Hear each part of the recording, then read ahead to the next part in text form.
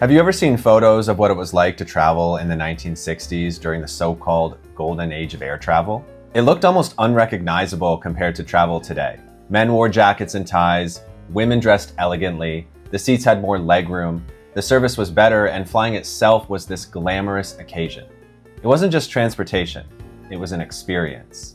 Today, of course, travel is very different. Airports are crowded with impatient people, and somewhere along the way, we've abandoned any sense of style, etiquette, and basic composure. But a gentleman handles travel very differently, and he maintains his standards no matter where he is and no matter what he's doing.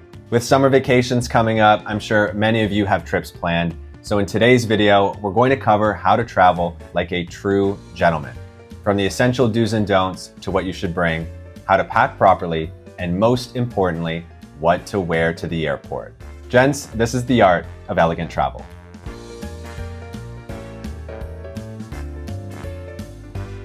Before we start, I'm Nick and welcome to my channel where I discuss Gent's style and lifestyle. I make videos on a wide variety of topics on how to dress well and how to live well. So if that interests you, then click subscribe. Also, follow me on Instagram. I'm posting there regularly and I have a ton of fun content planned. Before we even think about what to pack or what to wear, we need to start with the most important part of elegant travel, how to carry yourself. And what I've done is put together a list of do's and don'ts for how to travel like a true gentleman.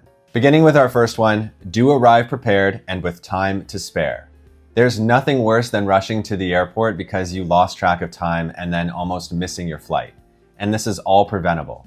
Prepare in advance. Have your passport, boarding pass, wallet, and any travel documents all organized before you leave your house. On the day of, ensure that you leave with ample time to travel to the airport, check in, go through security, and find your gate.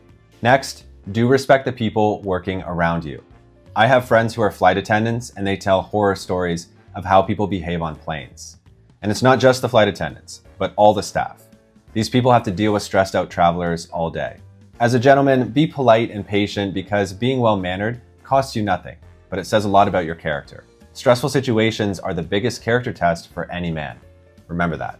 Third, do respect personal space. This is a personal pet peeve of mine.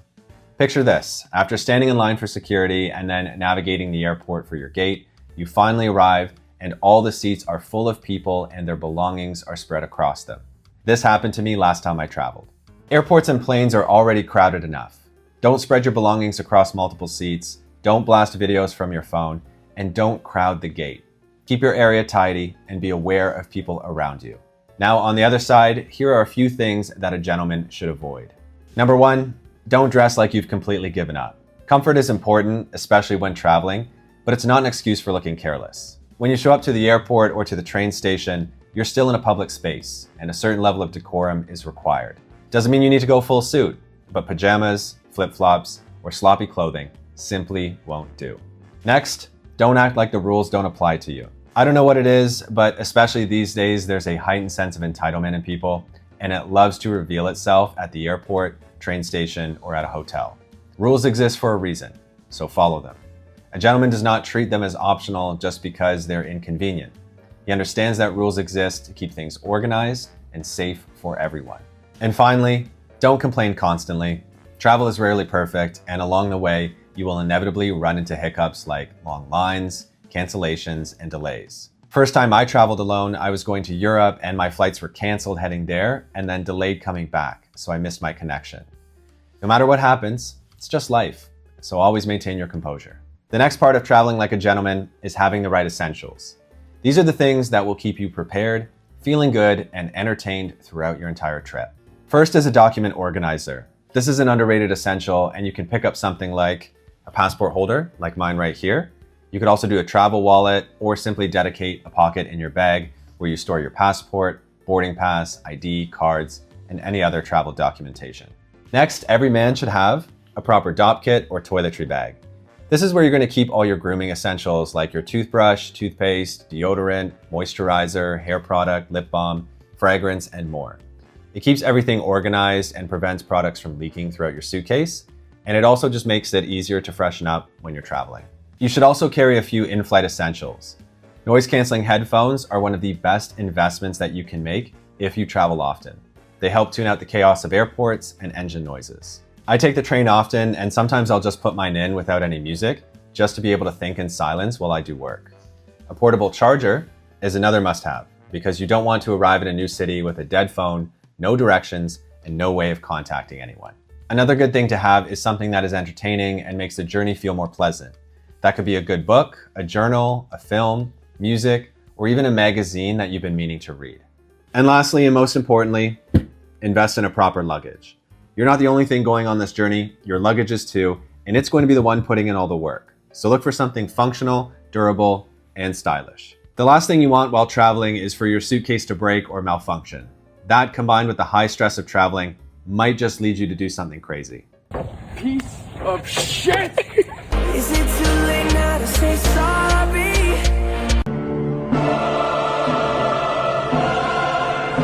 If you don't want that to happen to you, buy high quality luggage, like the ones from today's video sponsor, Friedrik. Friedrik is a modern luxury leather goods brand built for the professional traveler. I've mentioned them before multiple times on my channel. Their pieces are designed to feel refined and timeless, but also practical enough for the realities of modern travel, whether that's a business trip, a weekend getaway, or a longer holiday. I have the Carry-On X, which is a part of their hybrid collection, and what I like about it is that it has an elevated premium look, but it's still genuinely practical. Instead of a standard zipper, it has an aluminum lock frame with dual TSA-approved locks, so it feels more secure and structured, almost like clicking shut a proper briefcase. It also has a front sleeve for your laptop or iPad, which is useful at the airport because you don't have to open up your entire suitcase just to take out your device at security. Inside, you have interior organization to help keep everything neat, and the spinner wheels that make it easy to move through the crowd. As someone who travels frequently, having a suitcase that actually pulls its weight is an asset. So if you're looking for luggage that's functional and timeless, check out Friedrik using my link in the description. Upgrade your luggage today before your next vacation. Okay, let's say you have a weekend getaway coming up that you need to pack for, but you have no idea where to begin or what to pack, and you don't want to overpack. Here are some tips and examples for what to do. Number 1, know the occasion. Start with what the trip actually involves. Are you going to a city, cottage, resort, wedding, or wine country? Your outfits should match the setting. A weekend in Montreal versus Muskoka versus Milan all require slightly different choices. Number 2, check the weather. This sounds obvious, but it's easy to overlook. Look at the forecast in advance and pack accordingly. Is it going to be warm or chilly? Is it going to rain or is it going to be sunny? Consider all of it and pack what you need. You don't want to be ill-prepared. Number 3, plan by activity. It's best to break up the trip into moments based on the activities that you're going to do. You may be exploring the city in the morning, relaxing on the beach in the afternoon, and then going for dinner and drinks in the evening. That requires 3 different outfits. Number 4, consider trip length. The length of the trip should dictate how much you bring. A 2-night getaway does not require the same wardrobe as a full week away. So before you pack, count the actual number of days and nights, and then pack what you need with a few extras. This will help keep you from overpacking. Number 5, build around versatile pieces. Choose pieces that can be worn more than once and styled in different ways. Use a tight color palette of clothing that all works with each other, and lay out your clothing so you can see your outfits. This makes packing easier and it gives you more outfit combinations with fewer pieces. Here's an example. Let's say I'm going to Montreal for the weekend and I need a travel outfit, a daytime outfit, and an evening outfit. For the travel outfit, I'm going to wear my jeans and a nice sweater because the train or plane is usually cold. For the daytime outfit, I could wear my white jeans, a shirt, a jacket, and my white sneakers. And for the evening, trousers, a button-up, and loafers. You can add in some accessories and don't forget your toiletries and anything else that you need to get ready. That gives you a good weekend wardrobe that feels elegant and very appropriate for Montreal. Now, once you know what you're bringing, the next step is learning how to actually pack your clothes properly. And there's some tactics that we can apply to save room and ensure your clothing stays as wrinkle-free as possible. These are all tips that I've learned over the years. The first thing I'd recommend is laying everything out before it goes in your suitcase. This helps you spot what's missing and whether your clothing actually works together. A lot of overpacking happens because men pack from the closet straight into their bag without seeing the full picture. From there, pack your clothing by category. Keep underwear, socks, and basics together, keep shirts together, keep trousers together, and keep accessories together. This is where packing cubes can be very useful. Next, fold your trousers along their natural crease if they have one, or fold them flat if they're more casual. Here's a good hack that I do. Place them in your suitcase first, but instead of folding them completely right away, let the legs hang over the sides of the suitcase. Then pack everything else and fold the trouser legs back over top. This will help reduce harsh creases and wrinkles. Next, roll what you can and fold what you should. I've backpacked through Europe multiple times, and the best way to save space is to roll as much as possible. A good packing rule is to roll your casual basics and to fold your more structured pieces. Shoes should go at the bottom of the suitcase. Always use a shoe bag if you have one, or at least separate the shoes from your clean clothing. You can also use the inside of your shoes to store small items like socks. And finally, place all your toiletries in a bag to keep them all together and leave a little room in your suitcase. Chances are, wherever you're going, you'll end up buying stuff and coming home with more than you left. Here's a bonus tip. If you're traveling with a suit, the best advice I can give you is to bring a suit bag. I've had mine for a long time, and it's much easier to pack a suit if you have one. Now let's finally talk about the elephant in the room, and that's what to wear to the airport and what not to. Like I said earlier, you're probably not going to be wearing a suit to the airport unless you're flying for business. In that case, wear a suit. Otherwise, a good airport outfit should do 3 things. It should be comfortable, it should be practical, and it should still look intentional. For most trips, I would do a nice pair of pants. Could be chinos, relaxed tailored trousers, or nice jeans. You want something comfortable enough to sit in for hours. On top, keep it simple. A knit polo, a merino sweater, a clean t-shirt, or an Oxford shirt. For other trips, especially long haul, athleisure is fine, but like in everything we wear, just make sure it's still clean, elevated, and looks good.